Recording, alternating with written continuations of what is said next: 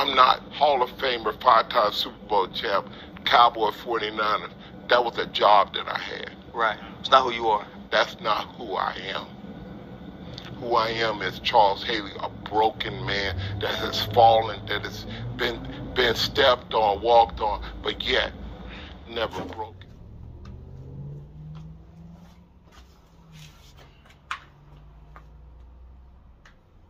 What's up, good people? Mark Holmes here, and as always, I want to thank you all for watching, commenting, subscribing, and being part of the Joe Blue Sports Report.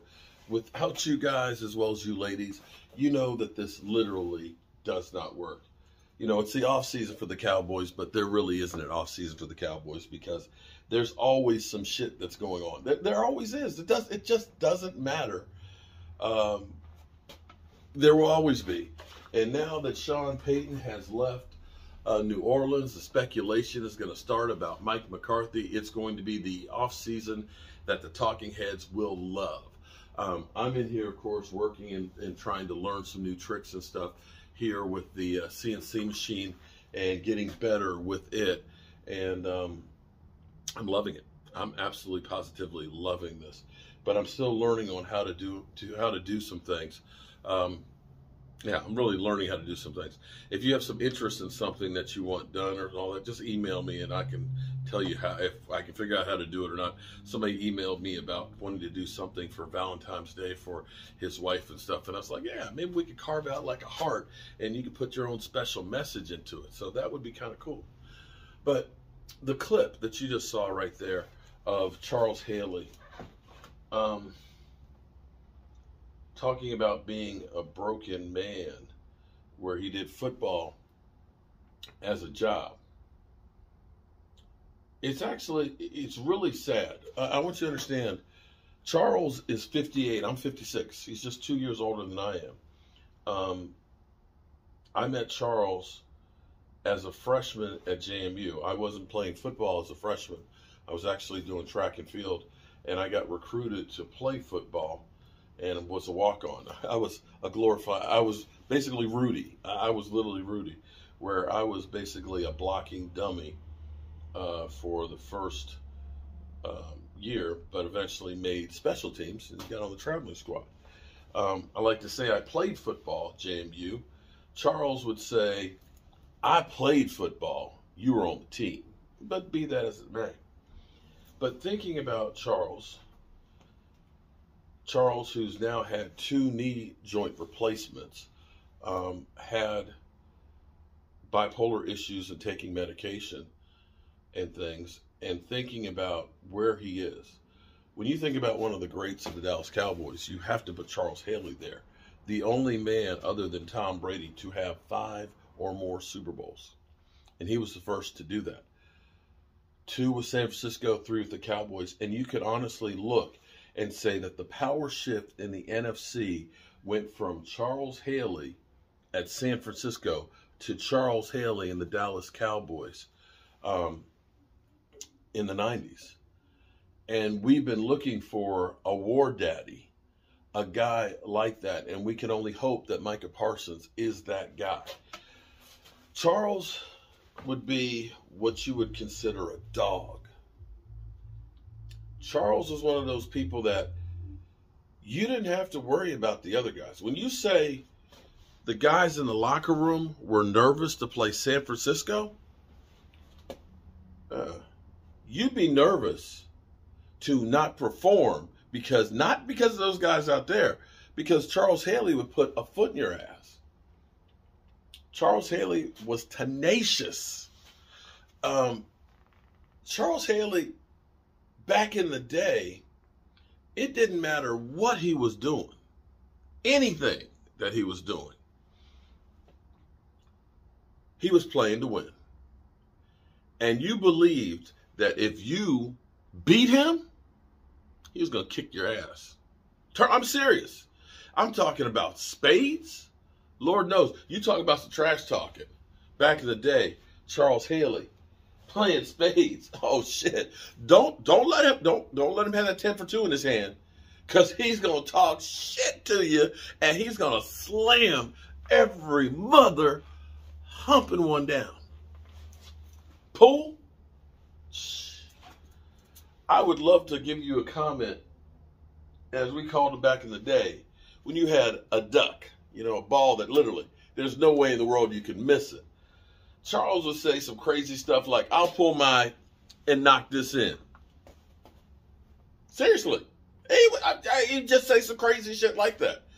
And it would make you laugh like a mother humper. He'd embarrass you. He was raw. He was raw. Seeing him, I can literally go back in time because, see, at JMU, Balfour Stadium, Godwin Hall, I think it was Godwin Hall, which is a sports, where the swimming pool was and everything else.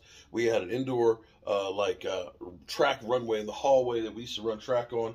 The locker rooms were right there in the back of the stadium. The other side of the stadium had the ROTC on it. This is before they rebuilt and made the thing huge, okay? This is when it was still open on the hill. And on the hill, all of the college students would be up on the hill getting drunk watching the game, because basically we were so bad that you were better off just getting drunk while you were watching the game. So it was just a party, and they just happened to be playing football. Because at that time, JMU, we didn't win a whole lot of football. But you get down for practice in the afternoon, and you get your ankles taped. You always had to get your ankles taped. And what we would do is, this was like the walkway from Eagle Hall, okay, which at that time was the tallest building in Harrisonburg, Virginia, to the main part of the campus. The Student Union, D Hall, which was round back in the day, or all the Bluestone. So it was the natural walkway between Godwin Hall and the stadium. And they had benches out there. So we'd go out there and we'd sit out there and chill before practice. We got our practice pants on, and, our ankles would take, no, the shoulder pads aren't on. But I can see, at this moment, seeing Charles just walking out,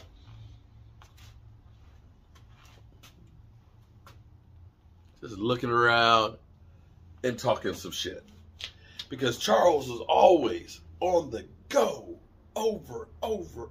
He was like a wind-up doll that just never quit. It was just like, da-da-da. He was like the Energizer Bunny. And to see that clip where he talks about being broken and seeing the toll that football has taken on him. I remember just a few months ago, really, seeing him at the Pro Football Hall of Fame at the autograph signing, all the greats. We saw Tony Dorsett there, and Rayfield Wright was there. Rayfield Wright, that guy. Rayfield Wright looks like he's in incredible shape. Rayfield Wright, I think he could still knock some people down. And he's up there. Football has been rough on some people. But I remember seeing Charles and talking to him, and I was talking to him. I said, hey, Charles, you still play space stuff? He said, man, I don't do much of anything anymore. And that's really and truly sad to me, because he is a wealth of knowledge. He's crazy, but he's one of those good crazies that you just have to get used to. And it's hard because I think of what he knows and what he's been through and things. When you got a guy like Taco Charlton, who literally, instead of looking at him and saying, this guy knows his shit, let me learn from him because he did what few do. Instead of, he's like, who? I ain't listening to that old fart. And that's where people make mistakes, is they think that others don't have something to teach them. And so when I go back to the whole Des Bryant saying that Dak could learn some things from Tony Romo, I didn't look at it as the way Tad took it, where Tad is like, shut up, he knows that. No, you don't know everything. I don't care who you are. Pat Mahomes, Aaron Rodgers, Dak Prescott, guess what? They all can benefit from learning from somebody else that's been out there. Do you think Pat Mahomes shows up and he just does what he wants to? No, he's learning from Andy Reid. He's learning from studying and working hard. And so it behooves you to understand, guys that have been there, and understand what it's about, you want to learn from them. But I'm glad that Charles is beginning to get a voice. It's sad because typically once you stop playing, you just get forgotten. And that's a guy who truly should never be forgotten. And I can guarantee you, I will never forget seeing him on the football field at JMU, because he was a beast. And that's what I always tell you guys. Make the most of every day, because, you know, I'm 56 now. I can't run around like I used to. I'm not far behind you, Charles, on the knee joint replacement. I'm just trying to put them off as long as I can, because I have to get down on my knees on my job right now, and they say it'll be a year before I'd be able to do that, and I just can't stop working. I'm just not in that position. But those times of being young, even when you think that they're bad times, you better make the most of them, y'all, because I'm telling you, it just goes downhill. Hope you guys are having a great day. I'm doing the best I can to make sure I make the most of every one of them. And working here gives me more joy, almost as much joy as being with my wonderful wife. Find your joy, find something that you love to do, and make sure you do it every day. So here we go. Here we have Daniel Hernandez getting that sign. Okay.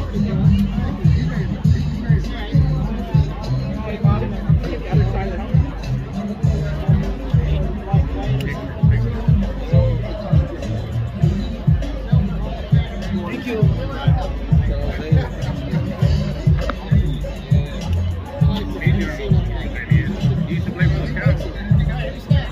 Okay, you got to give him the tickets for the 2 shirts. I gave you the ticket. I thought I gave them to you. Oh. All right. There's the 2 tickets for those. Hey, Bobby, how you doing, sir? I'm going to meet you, sir. Yeah. Oh, wait, oh. Sir? He forgot his other 2.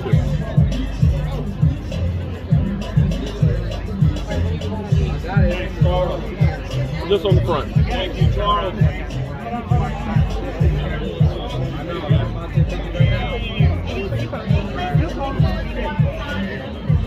Just underneath the logo. I mean, underneath the print.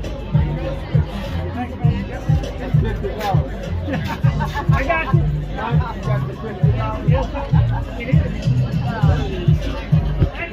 Boom. Okay. JMU Dukes.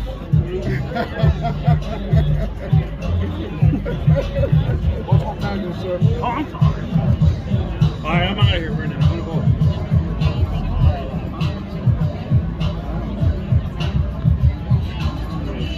Thank you, Charles. You know, I'll see you soon. Like most stalkers do.